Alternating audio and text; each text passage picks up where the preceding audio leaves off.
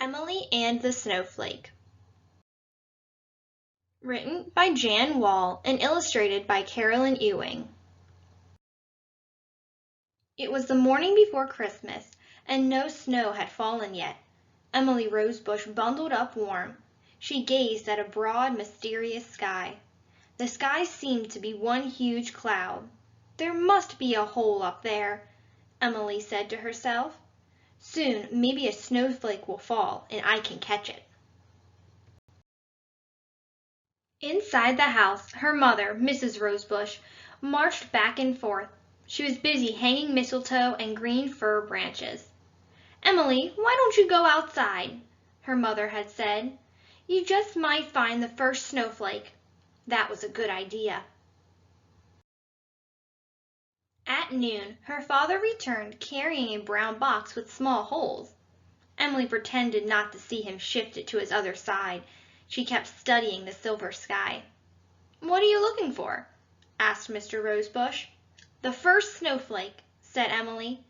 "I am Snowflake Keeper number 1, an important job." She showed him a small blue tin box. "When it falls," she said, "I will catch it in this." "Ah, best of luck," replied her father, and he hurried into the house with the brown box.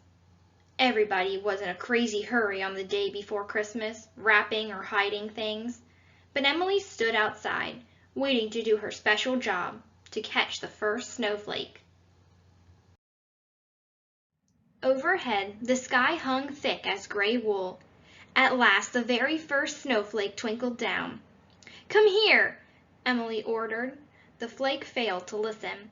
Quickly she bobbed about the yard. Without a sound, the snowflake landed in her box. She snapped the lid shut.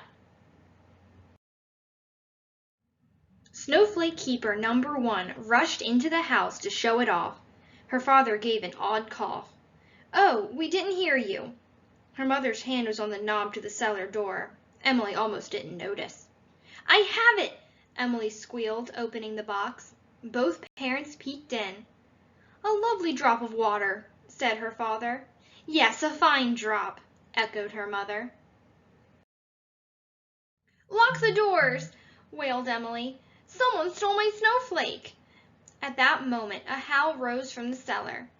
"What's down there?" Emily wanted to know. "Nothing," said her father. "Maybe the same wind that brought your snowflake." "I don't have any snowflake," cried Emily. "Yes, you do," said her mother. With a pair of scissors, she cut a snowflake out of white paper and gave it to Emily. Emily stared at it. "Wow, what a wonderful, excellent snowflake," she fibbed. "It will never, ever melt," said her father, and her parents went right back to their secrets. The rest of that whole long day, Emily carried the paper cutout around in the tin box. But she was sad. It was not enough to get a snowflake made of paper. She wanted the real thing. To forget, Emily helped her father bake gingersnap cookies. Each one was in the shape of a roly-poly snowman. They covered the cookies with icing. Later, she and her mother hung them on the prickly pine tree. From time to time, she heard a howling from the cellar. "If that is wind," said Emily, "I hope it brings a ton of snow." However, that night when Emily went to bed, there was still no snow on the ground. All she had was a paper snowflake. She heard her parents talking downstairs. She closed her eyes and was soon dreaming. She met a snowman named Mr. Woggle. He handed her a card with his name printed on it. She admired his purple mittens. He took her by the hand. Together, both of them walked down to Thelma Smith's store on Grubber Street. Snow was piled high. It was amazing how Mr. Woggle could walk without legs. They sat on green leather stools. Mr. Woggle had a sore throat and did not talk, so Emily ordered. "2 pistachio cones, please," she said. Emily was enjoying the cone and company. Then, all at once, her dream drifted off and she awoke. Sniffing cranberry waffles, Emily quickly got dressed and ran downstairs. Out in the yard, she saw dazzling snow. Presents lay under a beautifully lit tree. "Where do I start?" she exclaimed. "Start with the waffles. They are still hot," said Mr. Rosebush. "Swell idea," said Emily as she sat down at the table. However, before Emily finished eating, she heard a terrific scratching noise and yipping from under the tree.